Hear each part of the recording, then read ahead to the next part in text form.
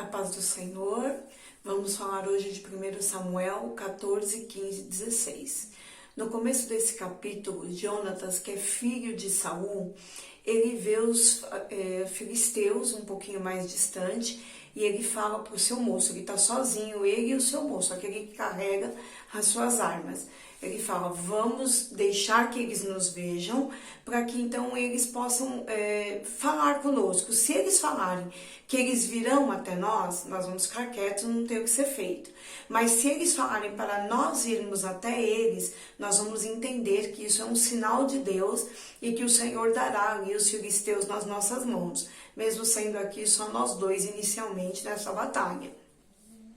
E ele faz dessa forma, e os filisteus realmente o enxergam e falam para que ele venha. Então ele entende que Deus está ali no controle e que vai fazer com que ele, em nome de Israel, vença ali, né, em nome de Deus, que ele vença essa batalha. Então ele vai, é como se Jonatas tivesse trepado em alguma coisa e o seu moço atrás dele, e ali só os dois já derrubam 20 homens filisteus. E aí então começa aquele alvoroço no arraial por conta da guerra. E assim, antes, né, no final do capítulo anterior, nós vimos que o povo filisteu já estava em guerra contra Israel através da vida de Saul. Então os israelitas, eles estão escondidos em cavernas. Então quando eles percebem o tumulto, eles saem dessas cavernas assim para brigar com os filisteus. E aqueles que estavam morando no meio dos filisteus, os hebreus que estavam morando no meio dos filisteus, também começam a guerrear com os filisteus. E agora Saul, que está no alto, né, em Gibeá, ele percebe toda a confusão no arraial dos filisteus e ele também pede para que verifiquem quem é que está faltando no arraial dele. E ele fica sabendo que é seu filho, que é Jonatas, e o servo dele, que é o moço dele. E ele também, então, desce para guerrear. E aí começa toda aquela guerra, e ali matam muitos dos filisteus, e então Saul fala, olha, por conta disso tudo que está acontecendo, hoje ninguém coma no arraial, até que nós possamos ter matado a todos os filisteus. E aquele que comer, maldito será. E então, só que o problema é que Jonatas não está perto do pai dele quando o pai dele fala isso. E lá um pouco mais à frente onde ele está, ele pega a ponta da sua lança e come um pouco do mel que está ali. E ali os homens que estão em volta de Jonatas falam para ele que o pai dele havia dito. Mas ele fala, não, mas assim, não tem muito sentido isso. Se o povo de Israel tivesse hoje mais forte, quanto mais nós não teríamos feito, porque enfraquecidos como estamos, conseguimos já vencer um monte deles, quanto mais nós não teríamos feito se estivéssemos fortes. Na verdade, ele está aqui meio que criticando essa ordem do pai dele. Isso é errado, não poderia. Mas, de toda forma, assim, o pai dele, quando fez essa ordem, não orou a Deus e pediu ali um sinal, porque o sinal, quem pediu, que foi Jonatas, o Senhor deu, que o Senhor seria com ele naquela batalha. Mas enfim, ele fez algo errado, não era aquilo que o Senhor havia determinado através da vida do seu pai. Então, os homens falam, né, que ele comeu, e aí como ele come, todo mundo come também, e aí eles começam a rasgar aqueles animais ali mesmo e comer os animais até mesmo com sangue, que era algo abominável para o Senhor. E chega ao ouvido de Saul que isso está acontecendo, que eles estão comendo com tudo que tem ali, a carne, o sangue, enfim. E aí então Saul fala, né? Então pede para que o povo de Israel me traga aqui o boi, a ovelha, que nós vamos fazer um altar ao Senhor, para que eles não comam isso com sangue. E aí a Bíblia diz que aqui é o primeiro altar que Saul faz a Deus. E ali ele faz, então, o altar, faz o sacrifício, e agora ele fala, nós vamos descer aos filisteus e terminar de matá-los. Só que ele lança sorte para saber de como será feito isso, e o Senhor não o responde. Quando Deus não responde ele entende que tem alguma coisa errada. E aí ele lança sorte sobre o povo, né, para entender aonde havia ali algum erro, algum pecado, algum impedimento para Deus agir, e o povo sai livre, não tem nenhum tipo de acusação. Ele lança sorte novamente, e ali então é falado que o próprio filho dele que tinha pecado, que tinha feito algo errado. E aí ele pergunta para Jonatas, mas o que foi que você fez? E Jonatas fala, olha, eu comi aqui, tomei um pouco do mel, enfim. E aí Saul fala, então você vai morrer, filho, certamente você vai morrer. E aí o próprio povo fala, não, Saul, não mata ele, porque através da mão dele, olha o que nós fizemos no dia de hoje. Entendeu? Então ali ele não mata Saul não, Jonatas, né? Ele não mata Jonatas, mas aqui já há um tipo de uma divergência ali entre os dois, né? Mas ele não mata ali a Jonatas ouvindo ali o pedido daquele povo.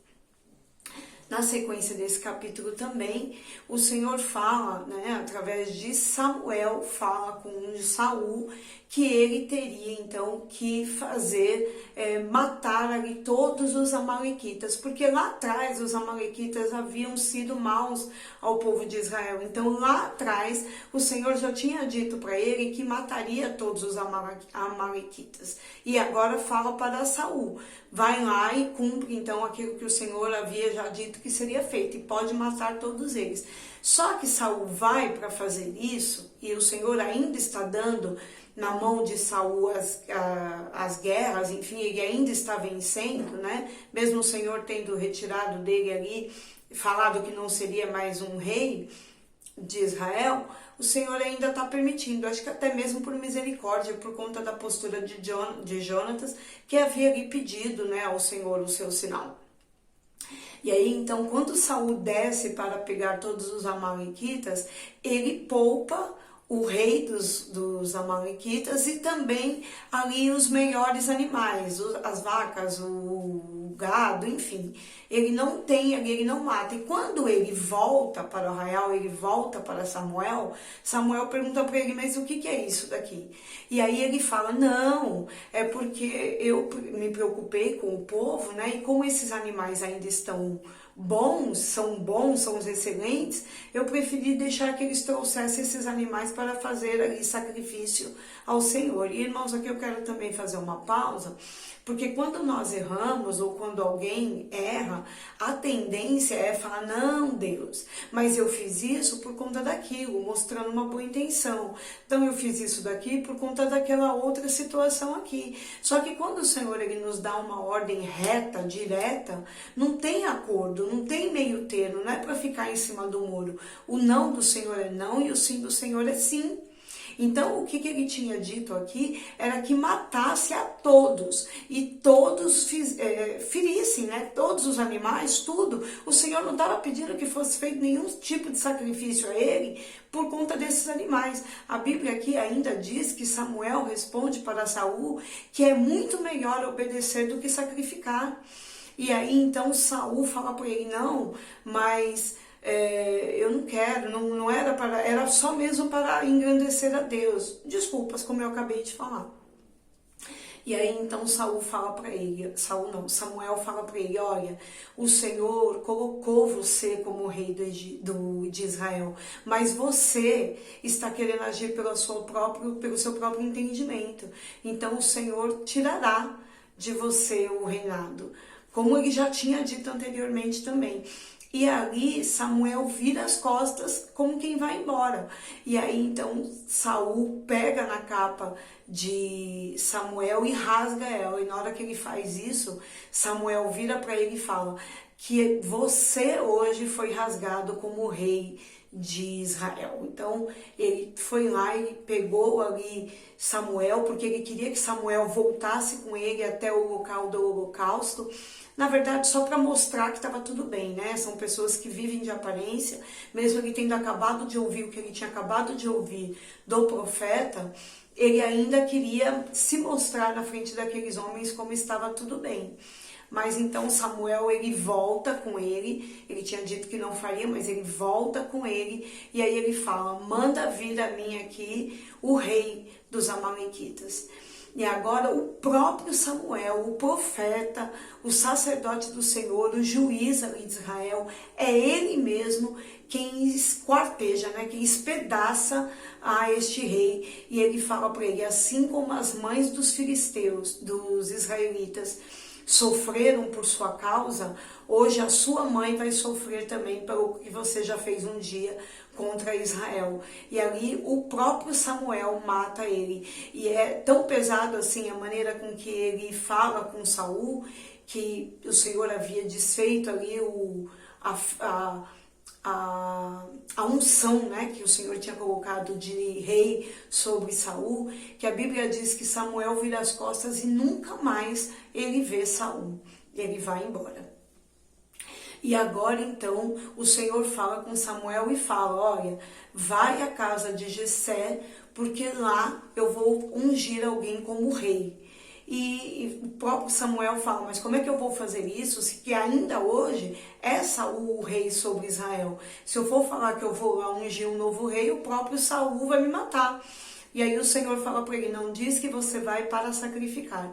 E ali então Samuel vai até a casa de Jessé, não fala o objetivo para que ele está ali, mas quando eles olham Samuel chegando, eles já perguntam se é uma visita de paz, porque vejam, é um homem importante, é um profeta importante indo diretamente para sua casa, deu medo, deu receio, deu ansiedade, mas ele fala: não, eu estou vindo em paz, só me traz aqui todos os seus filhos que eu quero ver um a um e nós vamos sacrificar, nós vamos oferecer uma oferta a Deus, mas eu quero que todos estejam aqui.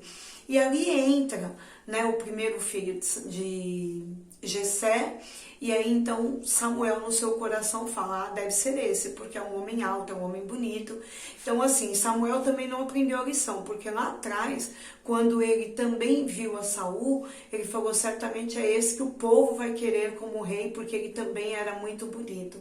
E aqui então, conforme vão passando todos os filhos de Jessé e Samuel vai olhando um a um e vai entendendo ali no coração dele: ah, deve ser esse, ou deve ser esse, ou deve ser esse. O Senhor fala no coração de Samuel: não, você está olhando a aparência, mas eu olho o coração.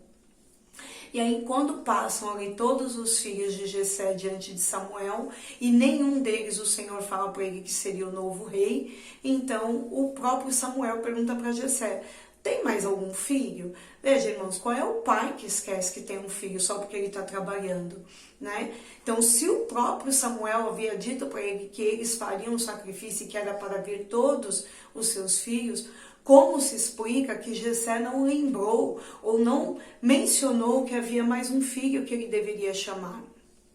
Mas é assim, muitas vezes as pessoas que nós esperamos que nos dê importância, que nos dê valor, que nos coloquem em lugar de honras, são justamente essas as pessoas que parece que nós não existimos para elas, né? Parece que nós não somos nada, não somos ninguém, mas Deus não me esquece, né? Então, ainda que Jessé tivesse 500 mil filhos, o Senhor esperaria passar um por um, já que o próprio Jessé não lembrou, o Senhor ia fazer passar todos, mas ele ainda assim falaria: tá faltando aquele que eu quero chamar como rei.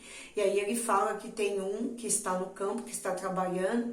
Então, quando a gente também quer fazer as coisas para Deus, não adianta a gente falar: eu não tenho tempo, porque o Senhor faz o tempo ser administrado, aparecer, faz o tempo existir, faz a organização acontecer. E mesmo então Davi, que era o filho que estava no campo, estando trabalhando, o Senhor faria com que ele tivesse a condição também de ser ali o rei de Israel. E então vem ali aquele filho, e na hora que o filho chega, que é Davi, na frente de todos os seus irmãos, Samuel derrama o óleo do chifre de carneiro e unge ele ali, e fala para ele ali que ele seria o rei de Israel. Mas veja, ele fala que ele vai ser o rei de Israel, mas não coloca já ele no trono, até porque existia alguém no trono naquele momento. Então, há promessas que o Senhor tem dito para você que você fala: não tem como, até porque este lugar que eu gostaria, ou essa situação que eu gostaria, já tem alguém tomando posse daquele lugar. Deus tem um tempo para cada pessoa e Deus tem um tempo para cada coisa acontecer.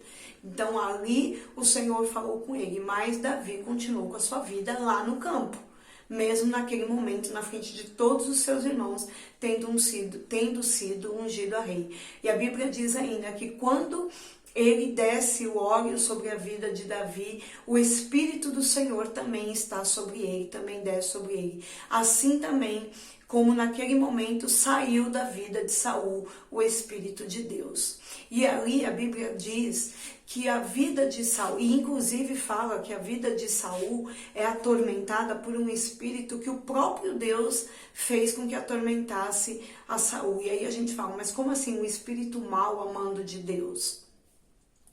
O Senhor é dono das estratégias e não cabe a nós julgar. Era necessário que Saul tivesse uma mente naquele momento perturbada para que ele mandasse chamar alguém que tocasse bem a harpa para que o espírito maligno saísse. E quem era que sabia tocar a harpa e que era conhecido como um homem guerreiro, de boa aparência, que falava bem e que poderia ser um homem de Deus ali e que abençoaria Saul para que expulsasse aquele inimigo da sua mente? Era o próprio Davi, aquele que já havia sido ungido como rei ali por Samuel. E aí então falam para Saul que existe esse jovem e que ele tem realmente um bom domínio da harpa e que ele tem um conhecimento das coisas de Deus. Então ele manda que chame a Davi. E Davi, quando vai para lá, para o castelo, para o reino, né? Quando vai para lá, ele toca e realmente Saul fica bem. Então, irmãos, assim, isso tudo o Senhor foi movimentando a volta de Davi, para que Davi conhecesse e soubesse como era o reinado, conhecesse e soubesse de que maneira e em que lugar que o Senhor o colocaria. Ele talvez lá no campo, ele nunca tivesse nem tido a ousadia de sonhar.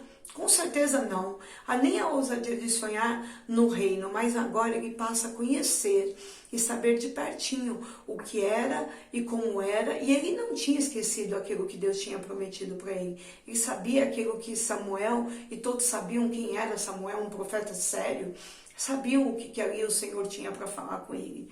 Então, tudo isso o Senhor movimentou para que Davi conhecesse o rei e Saul também conhecesse ali, fosse liberto, porque o Senhor também não queria que Saul vivesse perturbado, né? Mas ali foi o Senhor costurando para que as coisas acontecessem. Na minha vida e na sua vida, o Senhor também está costurando para que tudo aconteça. A gente não sabe o mundo espiritual que está acontecendo à nossa volta e tudo que Deus tem feito para que eu e você possamos chegar ao lugar que Ele tem nos colocado. Mas também, o dia que Ele nos colocar, nós precisamos entender em todo o tempo que sim, é melhor obedecer do que sacrificar. Estar na presença do Senhor é mais importante e obedecer tudo o que Ele falar, ainda que seja meio estranho aos nossos olhos, ao nosso entendimento, obedecer e não achar desculpas para fazer a nossa própria vontade. Amém? Fico hoje por aqui e amanhã nós voltamos ainda com a sequência de 1 Samuel. Fiquem todos na paz do Senhor.